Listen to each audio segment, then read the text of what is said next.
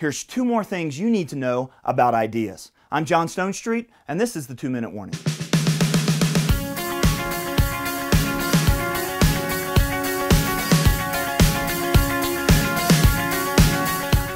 So far, we've talked about the fact that ideas have consequences. We've also mentioned that ideas provide answers to life's most important fundamental questions, and that these ideas shape our lives, sometimes unintentionally by the way we embrace certain definitions of words and concepts and things about life. But I'm going to say something kind of strange. 2 more things about ideas.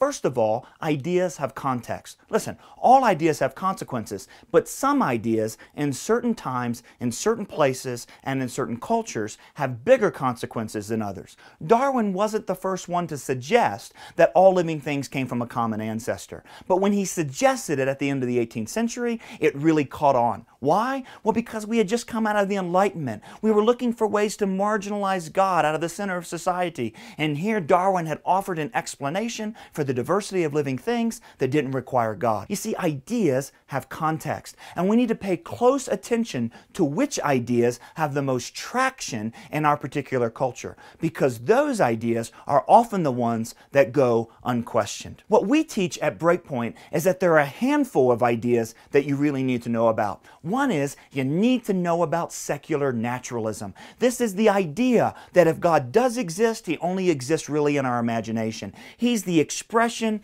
of humans onto their world trying to make sense of it, but real reality is completely physical. Another idea that we talk about at Breakpoint is postmodernism. Postmodernism is the idea that there is no absolute truth because we're all impacted by our cultures and our cultural biases. Now, it's true that we all have our biases and we all have our opinions based on how we were raised or the certain culture we're from, but postmodernism says that truth is impossible because of this. And of course, another idea we need to get our minds around is this idea of New Age spirituality. The idea that real spirituality isn't outside of humans, it's inside of humans. But you know what? That means humans themselves are God. We're the ones that get to determine what's right and what's wrong and what's true and what's false. And there's no higher spiritual being that we're responsible to. So these ideas that exist in our context are extremely important. And of course, I would be amiss if I didn't mention the idea about God that we get from Islam and the growth of Islam around the world. For the 2-Minute Warning,